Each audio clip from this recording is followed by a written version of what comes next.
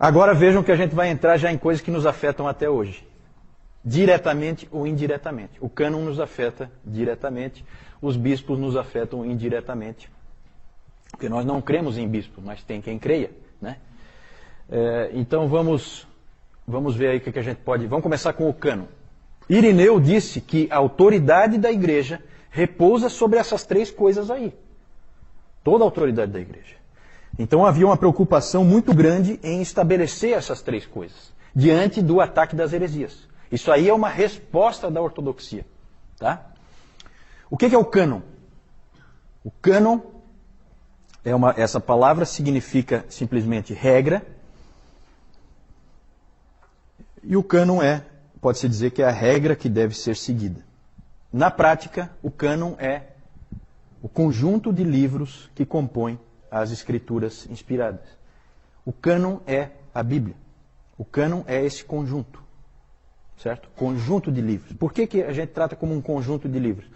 Justamente porque era tratado individualmente. O cânon é formar o conjunto. É escolher quem entra e quem fica fora. Por quê? Como eu disse antes, desde o início o Antigo Testamento era a escritura cristã, já estava estabelecido, isso nunca foi discutido. O único que discutiu foi quem? Exatamente, o Márcio. Ele está indignado lá. Ele achou que tinha acabado.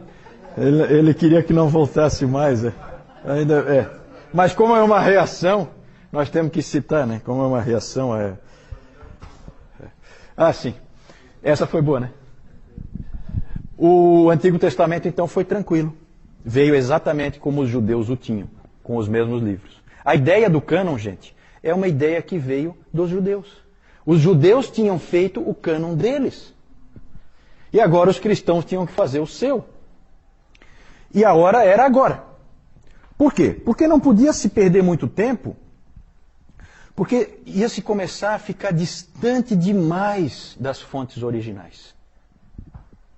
Você tinha ainda pessoas que conviveram com pessoas que conviveram com os apóstolos. Então você tinha muitas testemunhas ainda. Não, esse livro aqui foi escrito pelo fulano. Só que vocês, é claro, percebem isso, se passar 500 anos começa a ficar mais complicado de provar as coisas. Então a hora era essa. E os ataques que as heresias estavam proporcionando empurraram a igreja a fazer isso logo.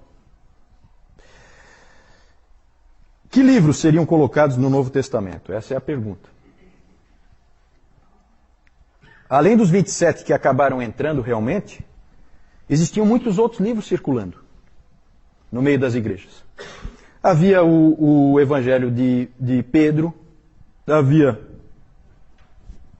o Didaquê, a primeira carta de Clemente aos Coríntios, a própria carta de Policarpo aos Filipenses. Havia dúvidas em relação a essas obras. O Pastor de Hermas. E a situação era tal, diante das heresias crescentes, que era urgente fazer alguma coisa. Vejam bem, gente, olha só. O gnosticismo estava produzindo livros falsos, assinando com o nome de apóstolo. Né? Olha como isso aperta. O Marcion estava dizendo que tudo isso aí não é inspirado. Estava jogando fora os livros válidos. E o Montano estava dizendo que não tinha terminado a revelação. Ele tinha mais coisinha para falar. Né? Deus continuava falando, como falou com Paulo, continuava falando através dele. Então vejam que as três heresias apertam em direção ao cânon. Percebem isso?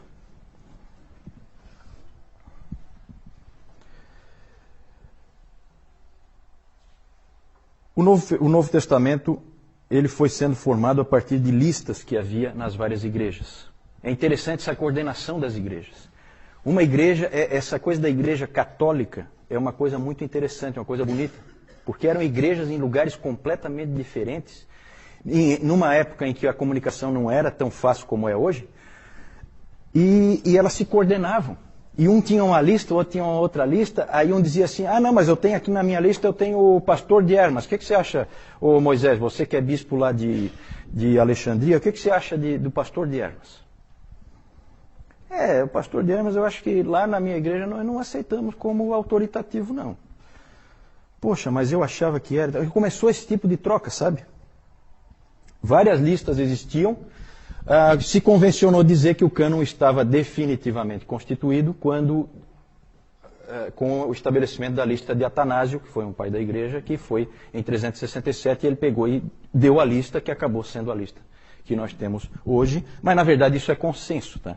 Isso foi construído por consenso. Tem umas histórias interessantes, como uma carta lá do ano 200, em torno do ano 200, em que houve um bispo de Antioquia que escreveu para os irmãos de uma outra região, onde ele tinha visitado aquela igreja, relatando na carta que ele havia mudado de opinião em relação ao evangelho de Pedro. Ele tinha dito lá para esses irmãos que não, leiam também, aqui nos cultos, leiam também o evangelho de Pedro. Depois ele pensou melhor e analisou talvez alguma coisa, ou alguém conversou com ele, e ele daí recomendou para esses irmãos, não leiam o evangelho de Pedro. Eu volto atrás no que eu disse. Né? É interessante esse tipo de coisa, esse tipo de registro. Na verdade, o cânon já estava concluído quando o último livro da Bíblia foi escrito. Certo? Isso é importante. O estabelecimento do cânon é um reconhecimento, não uma imposição. O cânon já estava lá. As escrituras já estavam lá. Só que Deus tinha que conduzir a igreja na sua providência para que a igreja discernisse quais são esses livros inspirados. E ela discerniu, e esse é um processo muito bonito. Uma coisa que foi acontecendo com muita seriedade e que Deus realmente conduziu a igreja à formação do cânon.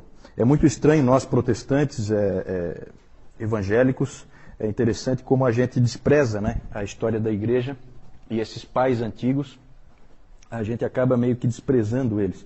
Na verdade, nós dependemos deles. Né? Calvino nunca desprezou. Calvino dizia que Calvino tinha grande apreço pelo consenso, o que ele chamava, né, o consenso dos 5 primeiros séculos. Ali as bases foram estabelecidas. Ali é uma época importantíssima. E esses pais da igreja, imperfeitos como eram, nós vamos ver eles um pouquinho depois, eles fizeram o trabalho que Deus queria que eles fizessem. Como que se chegou a essa formação do cânon? Como eu disse, há uma certa diferença aí de maneira de fazer. No romanismo, eles creem até hoje que a formação do cânon é por imposição, não por reconhecimento. Por que um livro é canônico? Por que um livro é autoritativo? Porque a igreja diz que é. Essa é a posição católica romana. Ele é canônico porque a igreja disse que ele é. E isso deu a ela a possibilidade, essa crença, nessa doutrina, de que a formação do cânon é por imposição da igreja, deu margem a que ela pudesse alterar o cânon. E como ela alterou no Concílio de Trento, no século XVI. Né? Ela podia alterar porque é ela que diz se é canônico, se não é, a hora que ela quiser. Nada impede do Bento XVI e companhia colocar algum livro agora ali, um livro que ele mesmo escreveu e tal, e dizer, não, esse livro aqui é inspirado por Deus, diretamente. Pode. Claro que isso não acontece pelo seguinte, a Igreja Católica tem um pavor de mudanças. Ela tem um medo de instabilidade gigantesco. Não pode gerar instabilidade. Ela tem que permanecer sempre igual, que é para não gerar instabilidade, que daí cai a casa. No caso do protestantismo e dos evangélicos, sempre foi visto a definição do cânon como um mero reconhecimento. O cânon já estava lá, só precisava ser visto. O Dr. Warfield, B.B. Warfield, ele usou uma ilustração interessante. Ele fala que as escrituras, o cânon, eles são a rodovia, a estrada. E a igreja é a placa. A colocação da placa não gera a rodovia. A rodovia sempre esteve lá. Certo? O colocar a placa ou não muda a existência da rodovia. Mas a placa ajuda. E foi isso que a igreja fez. A igreja, na verdade, encontrou quais eram os livros. E isso foi feito, para a gente concluir, vamos terminar falando do cânon. Como que ela definiu esses 27 livros? De uma maneira muito interessante. Pela evidência externa e pela evidência interna. A externa sempre mais importante. Eles chegaram à conclusão que inspirados eram os apóstolos e os profetas. E que o que eles escreveram veio de Deus. Então bastava você localizar um texto que todo mundo sabia que era um texto escrito por um apóstolo, e esse texto, então, entrava no cânon. E foi assim que foi feito. Todos os textos existentes, claro que tem alguns perdidos, como uma das cartas de Paulo aos Coríntios, não se sabe onde é que essa carta foi parar. Não existe cópia, a igreja não tinha cópia, então foi da vontade de Deus que aquela carta específica não fosse incluída e ela desapareceu. Mas esse era o primeiro critério. E aí hoje o Nilton falou um pouco sobre isso, né? E eles ampliaram um pouco também para pegar aquelas pessoas que conviveram com os apóstolos. Certo? E aí por isso que entraram outros livros, como escritos por Lucas, escritos por Marcos, né? Outros livros acabaram entrando também, por evidência externa. Tinha que ter autoridade apostólica. O segundo princípio era a evidência interna. Tinha que ter coerência no texto em relação ao restante das Escrituras. Tinha que fechar, tinha que haver uma correspondência. Isso eles buscaram também, eles fizeram essa checagem. Um exemplo muito interessante é o do livro Pastor de Hermas. Só para a gente ilustrar, tá? O Pastor de Hermas tem até um artigo numa revista de história cristã, em que eles põem assim, o Pastor de Hermas, o livro que quase entrou no cânon. Esse aí ele chegou perto. Teve outros livros que chegaram perto, tá? Esse livro, o Pastor de Hermas, ele foi analisado dentro desses critérios e ele foi reprovado. Por quê? Evidência externa. Esse livro foi escrito no II século por um indivíduo romano chamado Hermas, que não tinha, até onde se sabe, relação nenhuma com nenhum apóstolo. A própria época em que foi escrito já indicava isso. Então, a evidência externa era ruim. E a evidência interna era ruim também. Ele era um livro, e as pessoas perceberam, analisando o livro, eles perceberam que era um livro preocupado com penitência, com arrependimento, e principalmente ele definia quantas vezes você pode ser perdoado pela igreja. Tudo aquilo ali soava estranho, não batia com o restante das Escrituras, não fechava com o ensino bíblico, e então a maioria dos pais da igreja viu que... E ele tinha bons defensores, Irineu, Clemente de Alexandria, Tertuliano defendeu por um tempo, depois mudou de ideia, achou que não encaixava. E ele também tinha umas visões esquisitas a respeito da doutrina da Trindade. E aí ele não passou nem pela evidência externa e nem pela evidência interna. Rejeitado. Rejeitado, não faz parte da Bíblia. E certamente ele teria definido outras doutrinas e teria modificado o cristianismo. Certo? Nós vamos ver que coisas esquisitas aparecem, mesmo a gente não tendo esse tipo de livro no cânon. Né? Mais para frente nós vamos ver todo tipo de esquisitice aparecendo na igreja, que criou uma série de problemas. Então é isso, o cânon foi definido assim. Alguma pergunta a respeito do cânon? Isso. A pergunta da Jussara, a colocação dela é em relação a como cada igreja... Qual a situação de cada igreja, né? Que na verdade elas tiveram que se coordenar. Então, aparentemente, cada igreja não tinha todos os livros. E às vezes tinha livros que acabaram não entrando, e outros que acabaram entrando ela não tinha. E realmente era assim. Só que rapidamente elas tinham, especialmente nas cidades maiores, mais influentes. Certo? Por quê? Porque um levava para o outro. Então, aquele exemplo daquela carta ali, né? Tinha correio. Então, e é interessante nessa época que isso aparece muito claramente. Os presbíteros de uma igreja se preocupam profundamente com os presbíteros da outra igreja. Mais ou menos como acontece no Novo Testamento. Por isso que tem a carta de Clemente de Roma, a primeira carta dele aos Coríntios. E é uma carta que eu já li, é uma carta relativamente fácil de ler. Ela é uma carta muito bonita, é uma carta de um pastor, realmente. Se preocupando com os coríntios, como é que vocês estão, para onde é que vocês estão caminhando, cuida com isso, cuida com aquilo, bem pastoral. Então essa preocupação mútua. Então é assim, uma grande cidade não deixava a outra ficar sem cópia. Dava um jeito de copiar. Então como ele disse assim, aquele bispo que nós falamos antes, que visitou uma outra igreja, ele falou assim, leiam também o Evangelho de Pedro. Como é que ele vai ler se ele não tem? E eles provavelmente não tinham. Então, se providenciava, as igrejas se ajudavam, os irmãos se amavam, eles procuravam ajudar uns aos outros. A igreja era única, não havia várias igrejas. Havia heresias, mas não divisões. Ainda. Depois virão as divisões.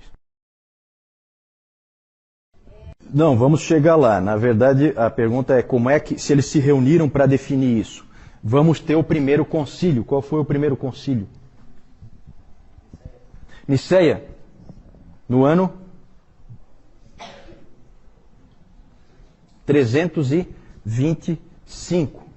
Nesse ano, todos os bispos do Império Romano, praticamente todos, talvez um ou outro não pôde ir, mas todos os bispos do Império Romano se reuniram em Niceia, na cidade de Niceia, bancados pelo imperador.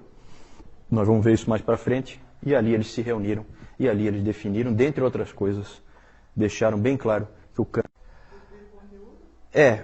A pergunta é sobre o livro de Hebreus. O livro de Hebreus sempre vai ser um problema, né? Porque o livro de Hebreus é esquisito, né? É um livro que ninguém sabe quem escreveu.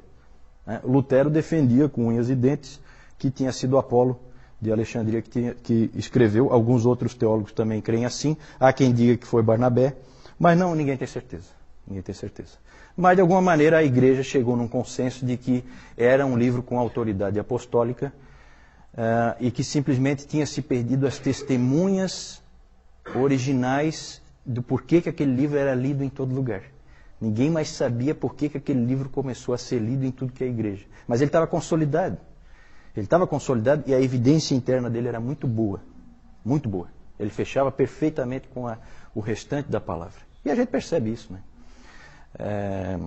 E é um livro muito rico que, na verdade, preencheu lacunas, né, da palavra. Se você for analisar o Novo Testamento como um todo, ele lança luz, né, sobre muita coisa que complementa o restante.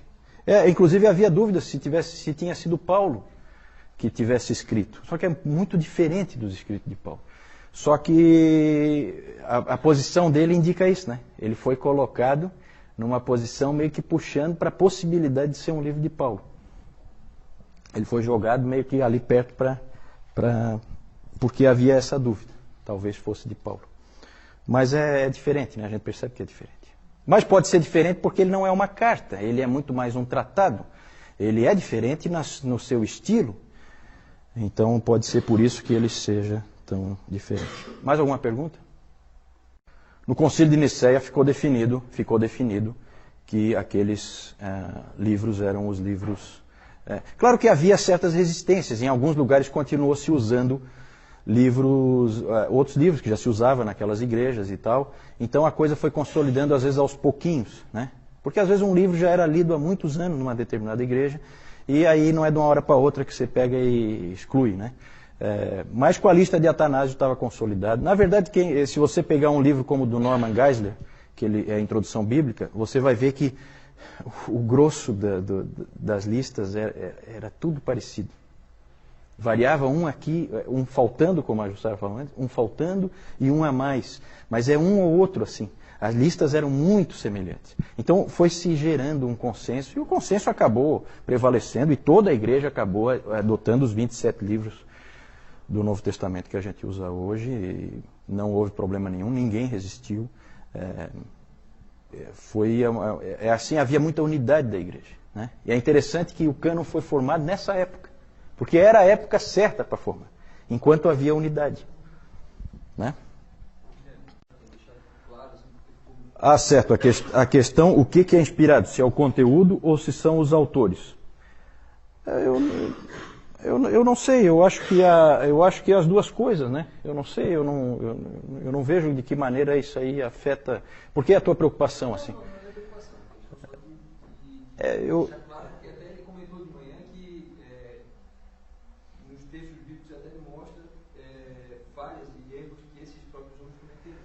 Ah, sim, tu queres dizer assim que um determinado escrito de Paulo podia ser inspirado e o outro não. É isso que tu queres dizer? Não?